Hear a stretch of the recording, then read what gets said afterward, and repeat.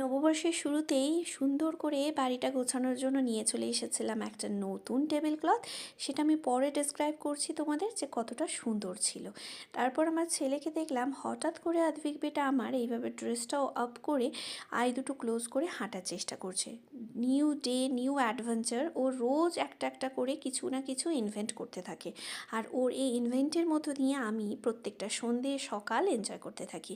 নমস্কার, আমি Chandrima. I hope ভিডিওটা ভালো লাগবে। তারপর সন্ধ্যেতে চলে গেছিলাম মোমোতে, আমাদের ফেভারিট সফটি কর্নারে। আর যেখানে গেলে সফটি তো নিতেই হবে, বাট সেদিন জানো তো আমরা সফটির মধ্যে রেখেছিলাম একটা টুইস্ট, সেটাও বলছি।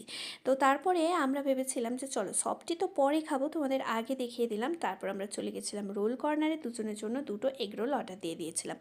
মাম্মা শুধু আমাদের সাথে বসে এনজয় করছিল আমাদের এই ইভিনিং ভাইবসটা। তার সাথে আমরা একটা ডিউ অর্ডার দিয়েছিলাম। ওখানে না কিছু অন্য কাস্টমার ছিল যারা বাংলায় কথা বলছিল। আমার মনে হচ্ছিল যে তারা ট্যুরিস্ট হয়তো, তো তারাও ওই কর্নারে ঢুকে কিছু ফুড এনজয় করছিল। দেখো এই কাঠি রোল, এই সেন্টারটা আমরা ঢুকেছিলাম, যে ভীষণ ভালো রোল এখানে প্রিপারেশন করে।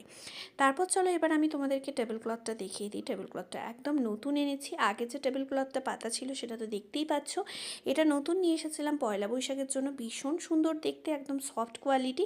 আর মেনলি হচ্ছে লোয়ার সাইডে না এরকমভাবে লেস বসানো, আর ভীষণ সুন্দর। আমাদের 4 সিটার ডাইনিং টেবিলটা ভীষণ ভালো মানিয়েছিল।